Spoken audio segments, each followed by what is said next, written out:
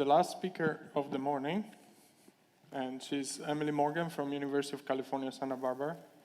And her talk title is Clarifying the Structure and Properties of Tungsten and Molybdenum Vacancy-ordered double perovskites. The floor is yours. Thank you. So hi everyone, my name is Emily. I'm a PhD student in materials at University of California, Santa Barbara. And today I'll be talking about some tungsten-based ordered vacancy double perovskites. I realized that I didn't quite have time to include the molybdenum ones. So today we'll just first introduce why we're interested in these structures in the first place. The ordered vacancy double perovskite structure is formed just by taking our conventional perovskite structure and removing every other B site cation. So this essentially gives us some isolated octahedra, which are then separated by these A site cations. And due to the simple nature of this structure, as well as its tunability, it's a very nice platform to do studies on how changing various aspects of the structure will affect properties. So why the tungsten-based versions of these structures in particular? Our group has basically done a lot of work on some related compositions, and we found that in the literature there's a few reports of these tungsten-based perovskites, but they have some kind of conflicting information and unanswered questions. So our goal was to really look more closely at the structure and composition of these compounds, and then start to look into their optical and magnetic properties. So when I say that there's kind of conflicting information, most of this centers on this compound cesium-2 tungsten Cl6. And there's kind of two main reports. One, this older paper from 1963, and in that paper they do kind of conventional solid state synthesis under inert conditions. And then there's this newer paper from 2022 also reporting that they make this compound but from a hydrothermal synthesis. And these two synthesis methods give what seem to be very different compounds. They're obviously different in color as well as their reported lattice parameters. And then when we start to look at the optical properties which are reported, this older report doesn't really remark a lot on the optical properties. It seems like these compounds are just show the typical absorption of these ordered vacancy structures. But in this newer report, they say that these compounds show very strong absorption and this intense near IR emission. And there's been a lot of recent interest in developing materials for near IR emission, so this was kind of a very interesting report. But based on the differences in these two papers, we were really interested in looking into this more carefully and trying to figure out what causes these different characteristics. So our strategy was really to pursue two different types of synthesis. One is kind of mimicking the conditions of that paper from the 60s, where we do synthesis under anhydrous and inert conditions, just in a glove box. And from that type of synthesis, we get the structures which are shown on the left and the center, where the left-hand structure comes from using the organic A site cation, such as methylammonium, versus the center structure comes from using the inorganic A site cations, and you just get the conventional cubic ordered vacancy perovskite. On the other hand, we did a synthesis under hydrothermal conditions, and this gives us the structure which is shown all the way on the right-hand side. And this structure has the actual composition of CS2WOCl5,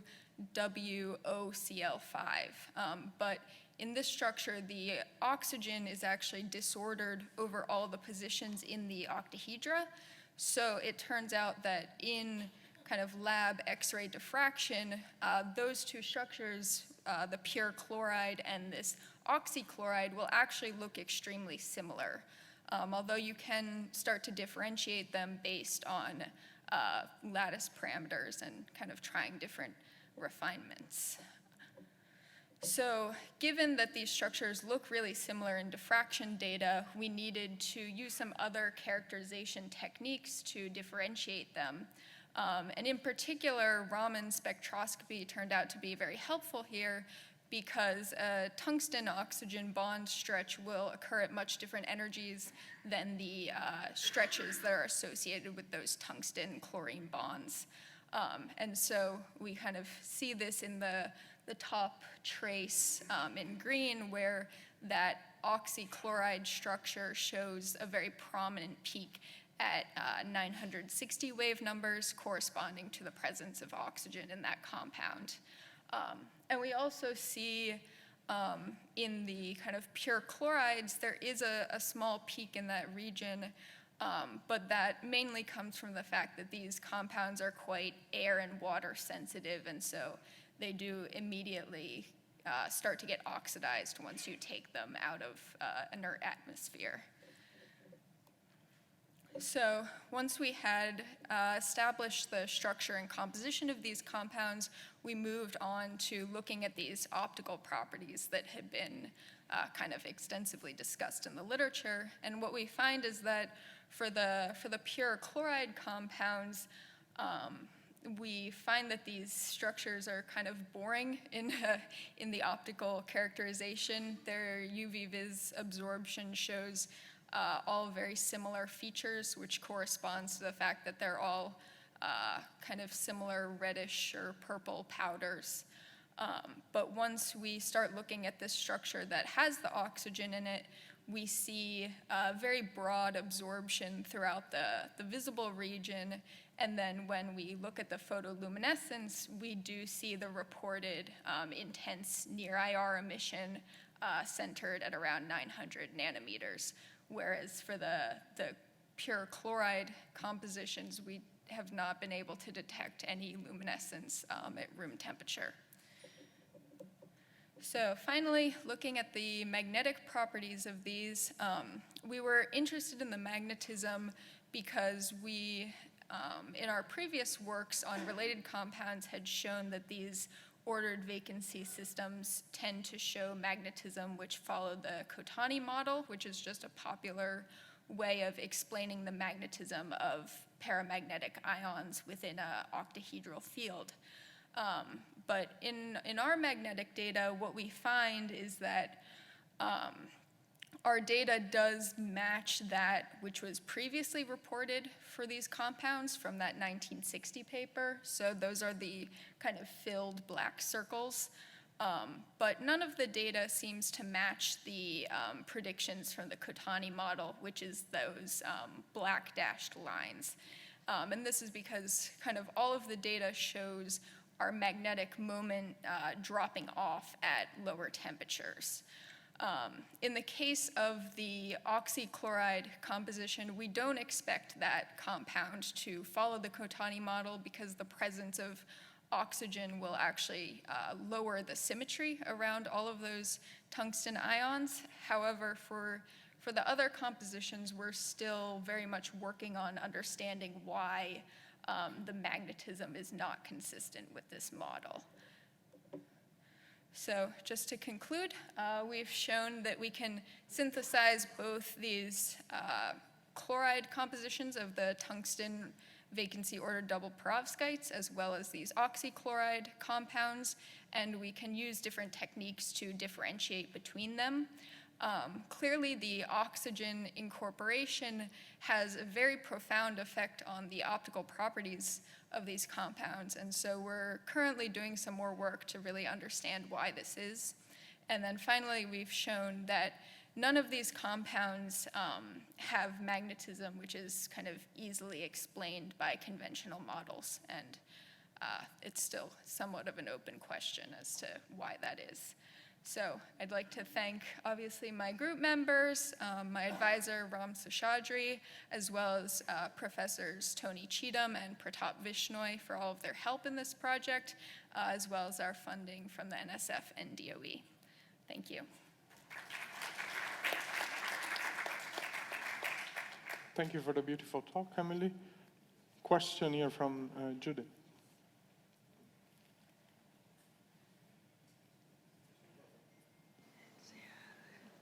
Oh yes, lovely talk, thank you. You quote a very precise oxygen content. Is that easy to control the oxygen in there?